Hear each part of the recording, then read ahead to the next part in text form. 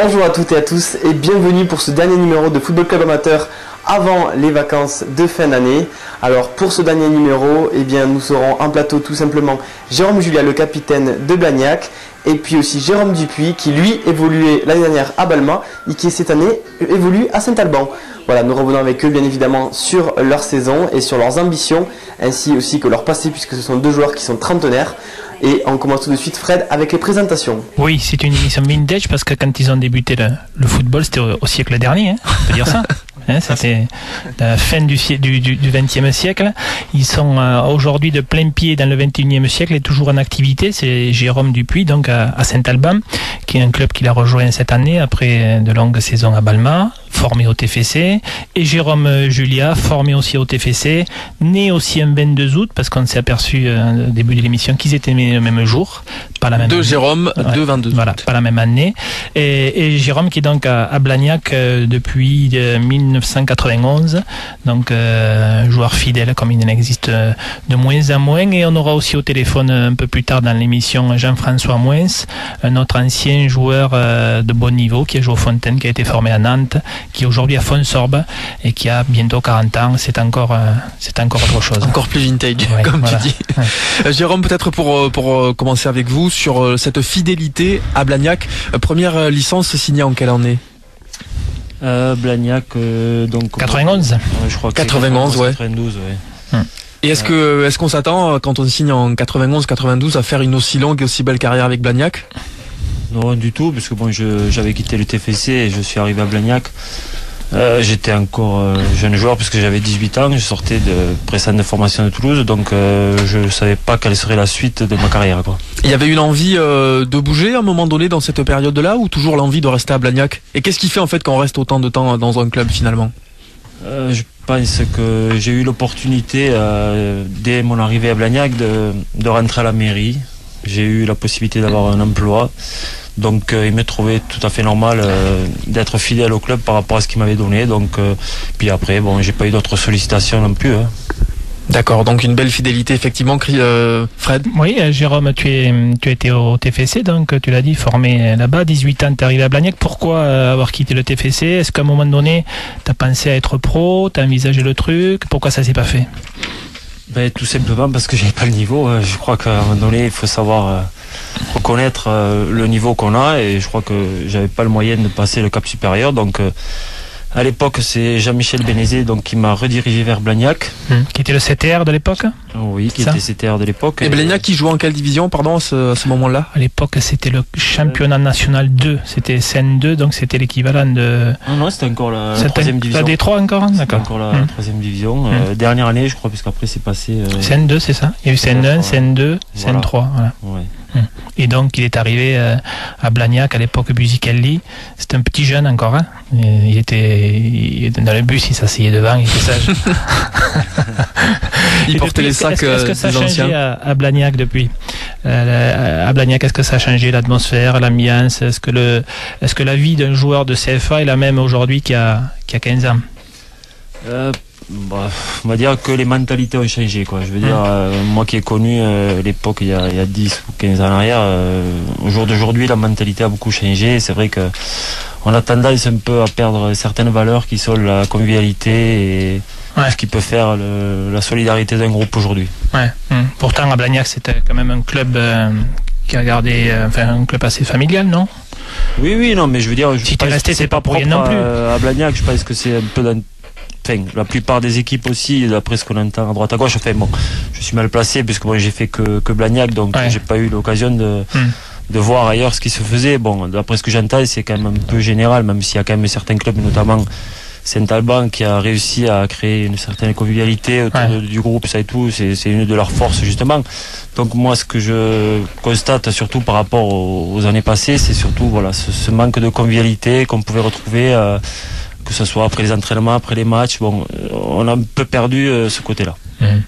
Jérôme, l'autre Jérôme à Balma, justement, est-ce que c'est pas pour ça aussi que tu es allé à Saint-Alban pour trouver un peu ce que il n'y avait peut-être plus à Balma, je sais pas, cette convivialité, cet aspect Non, il n'y a pas que ça aussi. J'avais commencé à jouer en CFA à 18 ans, donc je viens d'avoir un petit garçon fin septembre. Donc arrivé à 30 ans, j'avais besoin aussi d'un peu plus de temps pour moi. Donc Saint-Alban m'offrait cette possibilité-là, jouer un bon niveau tout en ayant un peu plus de temps libre. Donc, mais c'est vrai que bon, on peut s'apercevoir que à Saint-Alban on a de la chance pour ça parce que les jeunes sont très respectueux, donc on n'a pas de problème à ce niveau-là, mais bon. Le passé de Saint-Alban n'est aussi pas le même qu'à Blagnac. Disons que vous êtes plus jeune au niveau national. Ça a longtemps été un club de niveau régional qui est maintenant qui a franchi le cap il y a 2 ans. Donc forcément, la population qui est l'effectif n'est pas composé des mêmes joueurs, du même style de joueurs, quoi. Non, c'est sûr. En plus, c'est un club qui montait très vite ces dernières années. Donc, c'est pas... À Blagnac, vous changez souvent d'effectif, tous les ans, il y a 5 ou 6 qui partent. Toi, t'es le fil rouge, t'es le plus ancien forcément. Qui c'est qui est avec toi dans l'effectif, Jérôme? D'ancien? Oui, qui est le plus ancien avec toi, qui c'est? Il n'y en a pas trop. Il y avait Guillaume Prader qui était encore l'année dernière, qui avait fait 4 ou 5 ans, à part... qui c'est qui nous reste? Jonathan Hélard, Ludovic Guériec et Frédéric Marquet. C'est ceux qui sont là depuis longtemps, quoi. C'est les dirigeants, quoi, qui font la transition, qui restent là. Il y a encore Guy Blaquière qui est là avec vous. Il y a encore Robert Aoudia, je vois, sur les... ils sont toujours présents aussi. Donc, mais après, c'est vrai qu'on a tendance à faire... On change beaucoup d'effectifs chaque année, quoi. Le club a aussi déménagé. Toi, tu l'as eu connu au Ramier. Aujourd'hui, vous êtes à Andromède. Qu'est-ce que ça a changé? Ça a changé, surtout au niveau de la qualité des installations, des terrains, ça et tout. C'est vrai que on a quand même sur la région un outil de travail qui est quand même très bien, quoi. Je veux dire, voilà. Mais c'est pas pour autant comme par rapport à ce que je disais tout à l'heure, on a de meilleures installations qu'avant et c'est pas pour autant qu'on en profite pleinement, quoi, pour moi. Qu'est-ce qu'il faudrait faire alors, Jérôme, pour que ça aille mieux? Non, mais c'est pas. Principalement, je dis, c'est pas forcément à Blagnac. C'est, je pense, surtout la mentalité des joueurs de maintenant qui n'est pas la même que celle d'avant, quoi. Est-ce que, moi j'ai encore une question pour Jérôme à propos de Blagnac, est-ce que vous avez l'impression que les joueurs sont moins fidèles aujourd'hui en 2009 qu'en 95 ou quelque chose comme ça quand vous étiez encore à vos tout début à Blagnac? Est-ce que les joueurs sont moins amoureux de l'équipe tout simplement? Disons que c'est sûr qu'il y a de moins en moins. Bon, après, c'est suivant les sollicitations aussi qu'ils ont par rapport aux autres clubs. Donc ils sont amenés peut-être à bouger un peu plus. Il y a le problème aussi du travail qui fait que beaucoup de joueurs demandent du travail pour peut-être aussi s'installer quelque part. Voilà, pour se poser. Puis c'est vrai qu'il y a plusieurs sollicitations chaque année, donc ils sont menés à bouger, je pense, plus qu'avant. Vous, c'est impossible que depuis ce temps-là, vous ayez jamais été sollicité. Non, il ne veut pas le dire. Voilà, c'est ça, oui. Non, j'aurais rien à cacher. Tous les ans, son téléphone sonne, les agents, il a 3 ou 4 agents, non? Au moins, ça dépend des années. Non, mais je veux dire, je n'ai jamais eu de sollicitation pour partir ailleurs, donc je me suis jamais posé la question non plus de partir. Pour moi, c'était tout à fait normal de rester à Blagnac et de rendre, entre guillemets, ce que le club avait pu m'apporter jusque-là. Jérôme Dupuis, toi tu as envisagé plus sérieusement que Jérôme Julia un parcours professionnel, tu es resté plus longtemps au TFC. Oui. Raconte-nous combien de temps un peu t'as signé stagiaire, je crois? J'ai signé stagiaire, j'ai fait de poussin à stagiaire pro. Voilà. Ça fait 10 ou 11 ans, je sais plus. Voilà, au TEF, donc avec toujours cette volonté d'être pro. Oui, c'est sûr, surtout que la dernière année j'avais repris avec le groupe professionnel. Qui c'est qu'il y avait à cette époque-là chez les pros au TEF? Il y avait William Prunier, Amada Jambé. En fait, c'était la montée de D2 à D1. Avec Giresse? Avec Giresse. Donc, je m'entraînais avec eux tous les jours. Je faisais les matchs amicaux, tout ça. Bon. Et pourquoi t'es pas passé? Ça, faut peut-être le demander à l'entraîneur qu'il y avait à l'époque. Toi, au fond de toi, tu crois qu'est-ce qui t'a manqué?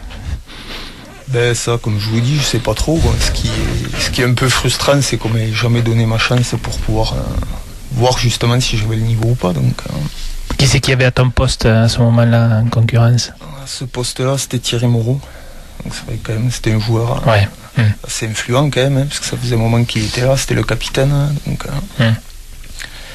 mais bon, il y a beaucoup de joueurs quand même du groupe qui me disaient que j'aurais pu au moins avoir une fois ma chance. Donc, tant pis. Donc à la sortie de tes 2 années stagiaires, ils t'ont pas proposé de contrat pro, c'est ça? Non. Voilà. Je l'ai appris un matin dans la boîte aux lettres que j'étais pas conservé. C'était qui gérait ça, qui le décisionnaire? C'était Giresse uniquement? Oui, c'était Giresse, parce que c'était l'entraîneur de l'équipe 1, donc c'était lui qui avait pris la décision. Et Jérôme n'a pas eu l'envie d'aller tenter sa chance dans d'autres clubs autre part? Toujours chez les pros? Après, c'est très dur de rebondir quand on n'est pas conservé dans un club pro. Donc j'avais fait 1 an national à 6 mois à La Roche-sur-Yon. Et après, je devais retrouver un club pro. Ça s'était pas fait parce qu'ils étaient interdits de recruter par la DNCG. Donc, c'était quel club? C'était Laval. À Laval. Donc après, bon, les années passent. Puis bon, oui, on est vite oublié dans ce milieu. De vie change. Donc, et donc tu as ensuite le football t'a quand même servi à faire ta vie, au-delà, même si c'est pas pro, t'as quand même réussi à construire quelque chose autour de ça, quoi. Oui, parce que comme Jérôme, je suis rentré à la municipalité de Balma, donc c'est pour ça aussi que j'y suis resté si longtemps, même si j'avais des propositions pour jouer en national, tout ça. Bon, j'avais trouvé mon équilibre à Balma, donc je voyais pas l'utilité de. Même ce truc de se dire que c'est encore possible, même en national, tu as déjà une audience supérieure, tenter le coup une dernière fois, tu n'auras pas de regrets? Non, à ce niveau-là, non, parce que bon, le national, c'est bien quand on a entre 20 et 24 ans pour essayer de se relancer, mais au-delà, bon, ça apporte pas plus que ça, je pense. Donc, j'étais bien à Balma, donc j'étais avec les copains, tout ça, donc c'était. D'accord. Pas de regrets. Si c'était à refaire, tous les deux, vous referiez la même chose? Moi, oui. Oui, je veux dire, à un moment donné, il faut savoir passer à autre chose. Et puis moi, je n'ai pas de regret d'être à la Blagnac. J'ai rencontré des personnes, des amis que j'ai maintenant et que j'aurais peut-être jamais connus. Donc je regrette pas du tout. On peut aussi aborder l'actualité. L'actualité, donc, c'est le CFA2, en tout cas pour les deux Jérôme, où Saint-Alban et Blagnac vont pas trop bien en termes de résultats, en tout cas. On va commencer par Saint-Alban. Vous avez eu un début difficile, une élimination en Coupe de France à Saint-Gaudens assez dure, 4-1. Comment est-ce que vous êtes remis de cette entame manquée? Souvent c'est le cas quand un club monte, la seconde année est toujours la plus difficile. L'année dernière ils avaient fait une belle saison. Donc je pense qu'en début de saison tout le monde a cru que ça allait être plus facile et ça n'a pas été le cas. Donc il a fallu se remettre au boulot et depuis un mois et demi on s'est bien mis à travailler à l'entraînement. Donc c'est en train de payer maintenant, quoi. Ça fait 3 matchs qu'on n'a plus perdu, donc si on continue dans cette voie-là on devrait s'en sortir rapidement. Parce que tu étais arrivé toi de Balma et à Saint-Alban pour essayer justement d'offrir à Saint-Alban les moyens techniques supérieurs pour arriver à maîtriser un peu plus le jeu, donc son destin et ses résultats. Au début ça n'a pas été simple. Tu n'as pas douté toi de ton choix à un moment donné? Tu t'as pas regretté? Regretter non, mais bon, c'est sûr que quand il n'y a pas les résultats, pour un nouveau c'est jamais l'idéal. En plus j'ai raté les 3 premiers matchs à cause de blessures. Donc, tu t'es mis la pression un peu, tu te sentais un peu remis en cause? Oui, parce que bon, j'ai quand même toujours eu l'esprit compétiteur. Donc là quand même depuis un mois et demi ça va beaucoup mieux. Donc, physiquement j'ai récupéré, donc je pense que ça devrait aller de mieux en mieux pour la seconde partie de la saison. Vous faites quoi ce week-end, Saint-Alban? Ce week-end on reçoit Trélissac. Match important. Une victoire nous permettrait de sortir de la zone. Donc ça serait bien de gagner pour passer les fêtes au chaud, quoi. Et à Blagnac qui se fait sortir de la coupe par Luzenac.